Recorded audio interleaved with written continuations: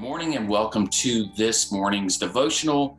And by request, we are going to go through Proverbs 31. And I've got Bibbers here that's going to walk through it with us. And we hope it blesses you in some way. So we're going to get started in Proverbs 31. This is the words of King Lemuel. Hopefully I'm pronouncing that correctly. And it's what his mother taught him. So it reminds me of the song Simple Man. So we'll see how it coincides. And we'll actually scroll down. We're going to start with verse 10, and Bibbers and I are going to take turns reading this. So bear with us. It's also going to scroll across the screen. We ask that you join us. So take it away, Bibbers. An excellent wife who can find, she is far more precious than jewels. The heart of her husband trusts in her, and he will have no lack of gain. She does him good and not harm all the days of her life. She seeks wool and flax and works with willing hands. She is like the ships of the merchant. She brings her food from afar. She rises while it is yet night and provides food for her household and portions for her maidens. She considers a field and buys it. With the fruit of her hands, she plants a vineyard. She dresses herself with strength and makes her arms strong.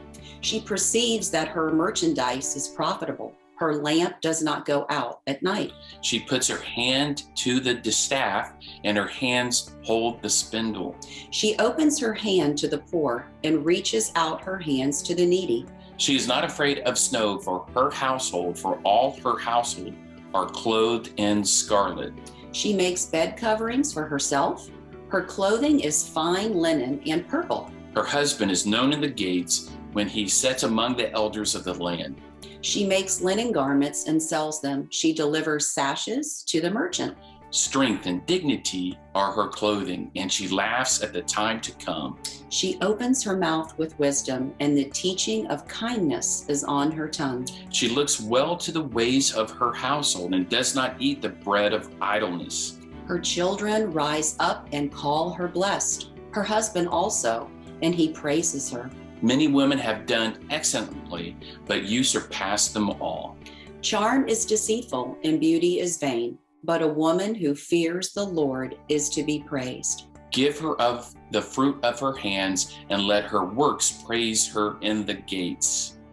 So Bibbers and I walked through this together probably, I guess, about a month ago. We talked about it, went back and forth, brought out the study Bibles, looked at some of the concordances and relative verses, and I learned something. So Bibbers helped me in this and some of the verses. And we're just going to kind of break it down a little bit here for today's devotional, for this deep dive, Proverbs 31.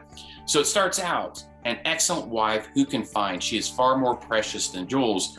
So obviously you find a good wife, a man finds a good woman, and this is what the king's mother is trying to teach him, that they are priceless, they are jewels, right? They're more precious than jewels. And going into verse 11, the heart of her husband trusts in her, and he will have no lack of gain. To me, what that's saying is she's so precious, priceless. He doesn't wander off. His attention doesn't wander off. His eyes don't wander off because he has no lack or desire for gain. What do you think, Bibbers? Yeah, I would say also just the mother's passion for her male children here really comes through. I would say a jewel is really sparkly and shiny, but I think her husband goes far beyond that in trusting her, and that he doesn't have any lack at all because she is the sparkle of what he needs. Awesome. She does him good and not harm all the days of her life. She seeks wool and flax and works with willing hands, meaning she is willing to serve in the household and help with the family, and no intent whatsoever is to do harm to her husband, fiance, if you're engaged. It's all for the good. At least that's what 12 and 13 is saying to me. How about you? Yeah, I would also say it's neat how she compliments him, that she is able to come alongside him and work, not overshadow him, but actually to also bring something to the relationship as well with her hard work. So what do you think it says in 14? It says, she is like the ships of the merchant. She brings her food from afar. Yeah, I would say that when I kind of did a little study on this verse, that you had to travel very far and work very hard in order to keep your household with food and clothing. And this to me speaks that she is willing to go the distance of what it takes to make her family be successful. Cool. I like that. Go the distance. That's awesome. I didn't get that from that verse before. So that's awesome. She rises while it is yet night, meaning she gets up early.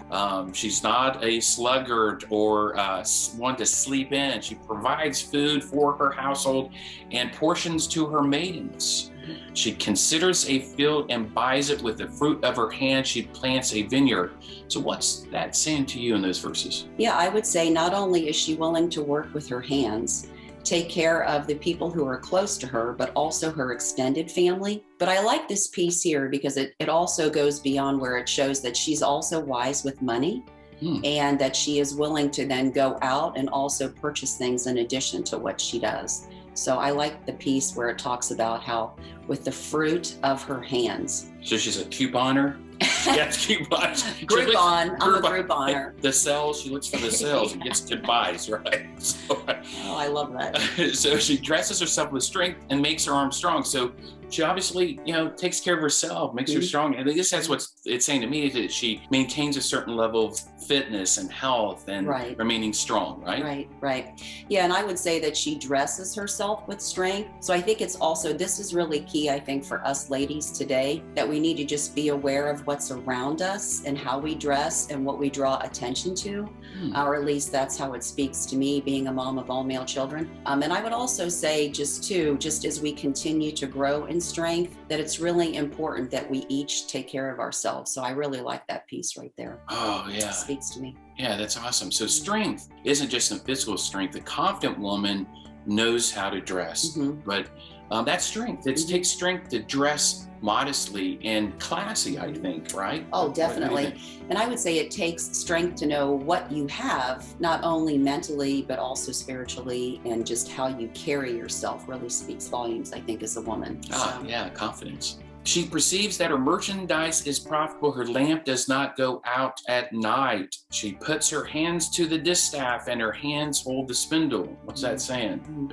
Yeah, I would say right here where it really talks about the night piece, I think we can have a lot of time on our hands. And I think in the evening, it's important what we're shining our light on in the evening and what we're also working towards overall to be profitable. So I think not only is it outside of our house, but it's also inside of our house. And I think that really is important too. So. Yeah, her lamp does not go out at night. Now, we read a couple different concordances on that. So was that saying that she stays up way too late? Yeah, no, I think it just keeps that glow, the warmth, the health inside of her house. And it was very important at night just to keep your home warm. Of course, it's a blessing. We don't have to worry about that today if you have heat in your house. But back then, it was important to keep not only the light on, but the heat going in your home and caring for your family. So I think it far exudes the daytime. I think it's really like a 24/7, actually. So. Yeah. She opens her hand to the poor and reaches out her hands to the needy. So obviously that's generosity, right? She doesn't just covet within the household. I think she's generous, right? Is that what that's saying? Right. This reminds me of the passage, to whom much is given, much is required. And I think this is something, as you know, is really passionate to me, to be involved not only in your community, but I think also just to teach your children and your family, and to also include your man in that piece, that you should work together for something to help the needy, the poor, and to care for those in our community. So awesome. It means a lot to me. So this is leading to the part that Bibbers and I kind of discussed and looked up. So she makes a bed coverings for herself. Her clothing is fine linen and purple. And then it goes to her husband is known in the gates when he sits among the elders of the land. What is that saying? And we kind of talked about this a little bit. So her husband is known at the gates. I think this is the key piece right here. Not only does it show how important it is that we as women really, through our relationships with our man, this shows right here, this is the most important piece, ladies, to be able to have your man, when he is out at the gates or anywhere within the community, he not only trusts his woman, but those around him also trust her. And it shows through your man just what kind of woman you are. So I think this piece is really important. But here again, going back to being a mom of all male children, this is so important for our for our kids to know how we value our man and how we are willing to go the great distance and lengths to make sure that he is also shining and looking good. So it's important. Awesome. Now we're in verse 24 here. She makes linen garments and sells them. She delivers sashes to the merchant. Strength and dignity is in her clothing, and she laughs at the time to come. So what's that saying, too? When she laughs at the time to come, she feels so secure. Her glass is always half full. And I think it's important that, yes, of course, we worry as women for our kids, our family, but I think it's also showing that she has trust and resting in the Lord, that he is the God who sees all, right? Her El Shaddai. And I think this is really important for us as moms too. And just really even for, I know, just looking out to care for my mom and the times to come with her as she starts to age, that I really can rest in the Lord, that he's got me on this. Even though some days I know I kind of struggle with this a little bit, but I think it's important that we're resting in Christ and that we look to him for our peace that surpasses all understanding. Awesome. 26 goes, she opens her mouth with wisdom, and the teaching of kindness is on her tongue. Obviously, it's talking about be wise, maybe listen twice as much, observe twice as much than you speak, right? Be slow to anger, right? So because kindness is on her tongue, so she thinks about what she says before she says it.